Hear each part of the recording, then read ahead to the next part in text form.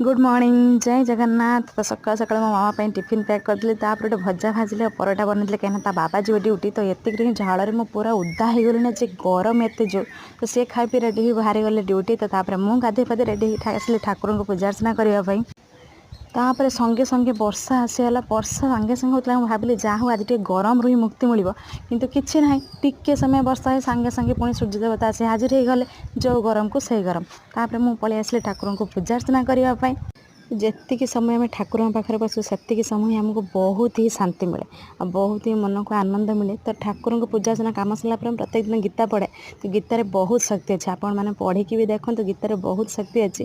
तो कथार कहते रोज न रोज खा पीता बुझ न बुझ पढ़ गीता तो आपण मैंने थे ट्राए ही करूँ प्रत्येक दिन गीता गोटे गोटे पारे ही पढ़तु तो मु प्रत्येक दिन गीता पढ़े। बाय बाय जय जगन्नाथ। तो आज आपण मन बहुत ही मंगलमय हो।